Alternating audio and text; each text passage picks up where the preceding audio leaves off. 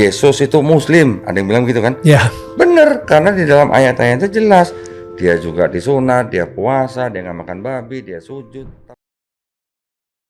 Don Ditan berkata bahwa Yesus itu Muslim. Tetapi apakah klaim itu benar?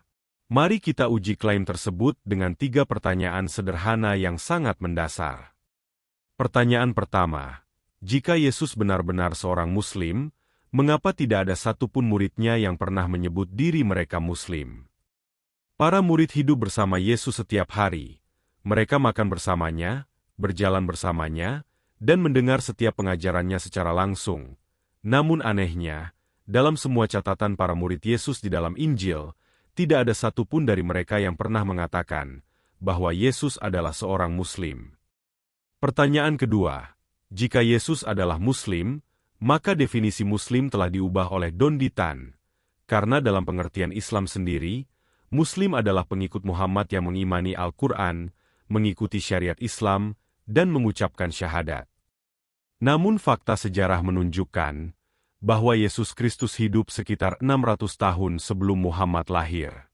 Yesus tidak pernah membaca Al-Quran, tidak pernah mengikuti syariat Islam, tidak pernah mengucapkan syahadat, dan bahkan tidak pernah mendengar nama Muhammad.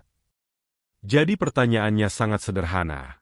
Bagaimana mungkin Yesus bisa disebut Muslim jika ia tidak memenuhi satupun syarat dasar seorang Muslim? Bagaimana mungkin seseorang bisa menjadi pengikut Muhammad jika orang itu hidup 600 tahun sebelum Muhammad ada? Pertanyaan ketiga, jika Muslim hanya berarti orang yang berserah kepada Allah, maka kita perlu bertanya dengan jujur, apakah semua orang yang berserah kepada Allah otomatis menjadi Muslim? Jika definisi itu benar, maka istilah Muslim menjadi sangat luas dan kabur, karena siapapun yang berserah kepada Tuhan, baik dalam Islam, Kristen, Yahudi, Hindu, Buddha, atau agama lainnya, dapat disebut Muslim.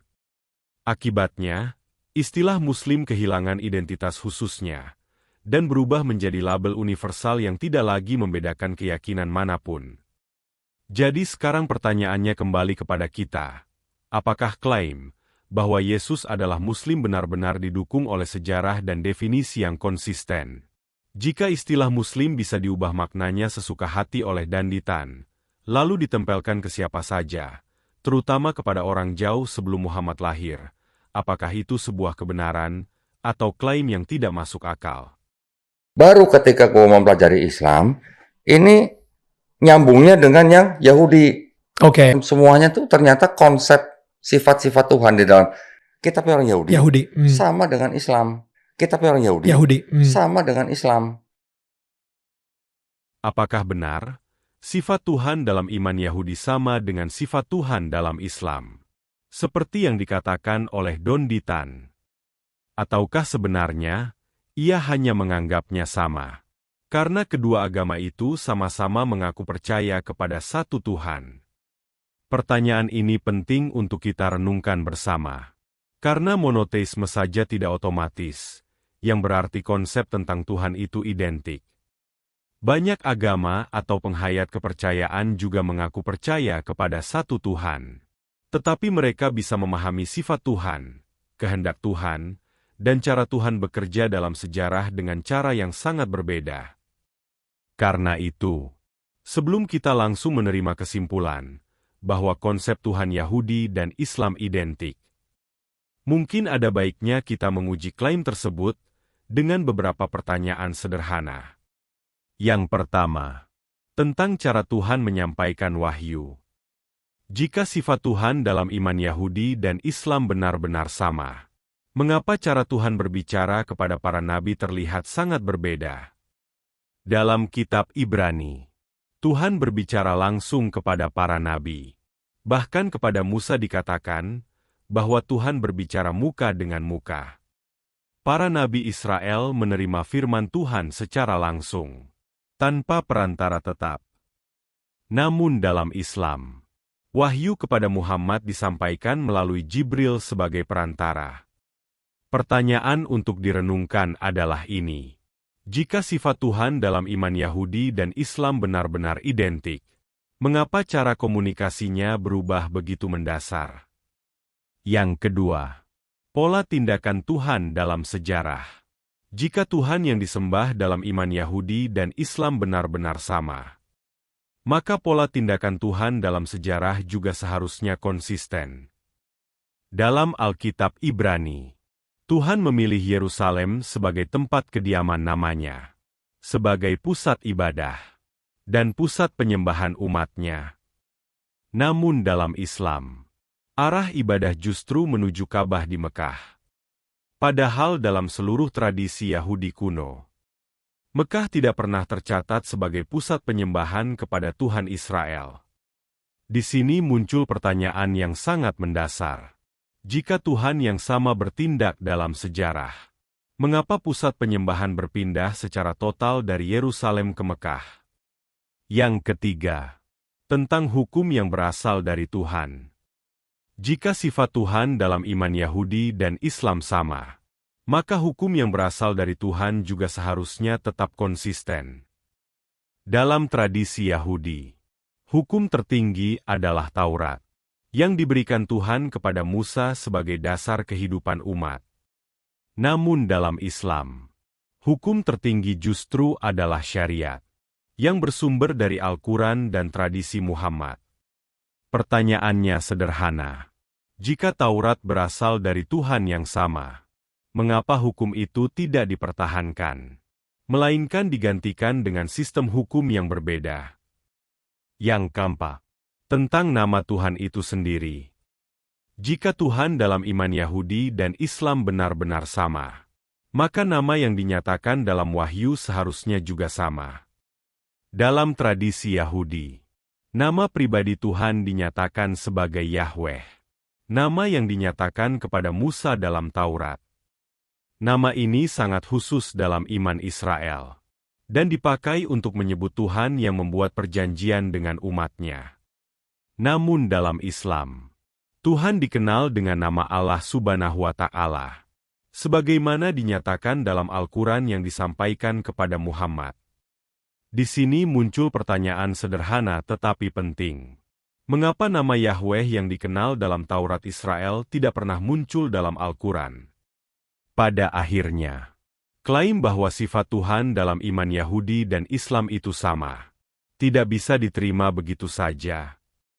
Sebab dalam tradisi Yahudi, sifat Tuhan dikenal dan dinyatakan hanya melalui Taurat.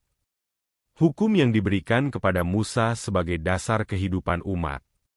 Artinya, cara memahami Tuhan Israel tidak bisa dipisahkan dari Taurat itu sendiri. Namun dalam Islam, pemahaman tentang Tuhan justru berasal dari Al-Quran, yang disampaikan kepada Muhammad berabad-abad kemudian. Disinilah muncul pertanyaan yang sangat mendasar. Jika sifat Tuhan Yahudi hanya dapat dikenal melalui Taurat, bagaimana mungkin sifat itu disimpulkan sama melalui kitab yang berbeda? Dia dikenal sebagai orang yang umi, tidak pandai baca tulis. Tapi ternyata tidak pandai baca tulisnya beliau itu bukan sebuah kekurangan pada saat itu di bangsa itu gitu. Itu orang yang bisa menulis sama orang yang menghafal lebih keren orang yang hafal gitu. Pada zaman itu ya. Don Ditan menyatakan bahwa orang-orang pada zaman Muhammad kemampuan menghafal lebih keren, dalam arti lebih berkualitas, dibandingkan menulis. Klaim seperti ini sering digunakan oleh sebagian umat Islam untuk membela tradisi menghafal. Namun jika kita memeriksanya secara logika, klaim ini sebenarnya memiliki beberapa kelemahan yang cukup serius. Dan sebelum kita menerima klaim itu begitu saja, ada satu pertanyaan penting yang perlu kita ajukan kepada mereka yang sejalan dengan pandangan tersebut. Pertanyaannya adalah ini, bagaimana sebenarnya Don Ditan bisa sampai pada kesimpulan bahwa menghafal lebih keren daripada menulis pada zaman kuno? Apakah kesimpulan itu benar-benar berdasarkan penelitian ilmiah tentang memori manusia? Atau, itu hanya sebuah klaim yang terus diulang, tanpa dasar yang benar-benar jelas? Mari kita uji klaim ini dengan melihat fakta yang sederhana. Pertama, hafalan selalu bergantung pada ingatan manusia. Masalahnya adalah memori manusia tidak bekerja seperti alat perekam. Memori manusia bekerja seperti proses rekonstruksi. Artinya, setiap kali seseorang mengingat sesuatu, otaknya sebenarnya sedang membangun kembali ingatan itu. Informasi yang diterima sebelumnya bisa saling tumpang tindih. Dalam proses ini, ingatan manusia bisa lupa, bisa tertukar, baik dalam kata, waktu, nama, lokasi, maupun detail lainnya. Karena itulah dalam penelitian psikologi modern, memori manusia dikenal tidak selalu stabil dan dapat berubah seiring waktu. Sekarang bandingkan dengan tulisan. Tulisan berfungsi seperti foto dari sebuah informasi. Begitu sesuatu ditulis, kata-katanya tetap sama. Tulisan tidak berubah, hanya karena seseorang salah mengingatnya. Bayangkan dua situasi sederhana. Jika 10 orang diminta menghafal satu pidato, lalu menyampaikannya kembali beberapa tahun kemudian, hampir pasti akan muncul perbedaan, kecil maupun besar, dalam kata-kata mereka. Namun jika pidato itu ditulis dalam sebuah dokumen, maka bahkan 100 tahun kemudian orang masih dapat membaca kata yang sama persis. Itulah sebabnya, dalam peradaban kuno Israel, hukum, sejarah, dan perjanjian penting tidak hanya dihafalkan, tetapi juga dituliskan. Karena hukum, sejarah, dan perjanjian tidak boleh berubah hanya karena seseorang salah mengingatnya.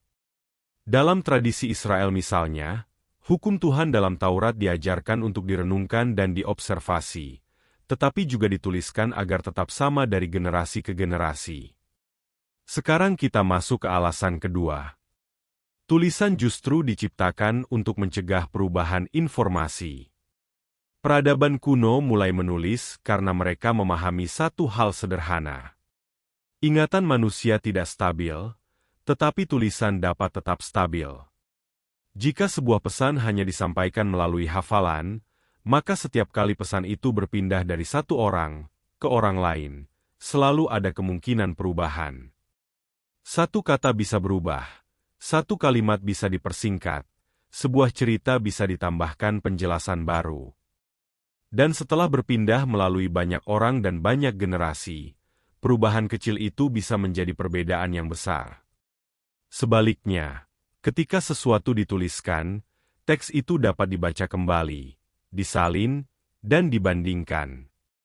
Itulah sebabnya hukum, kitab suci, dan ajaran penting dalam banyak peradaban hampir selalu dituliskan. Sekarang kita masuk ke alasan ketiga.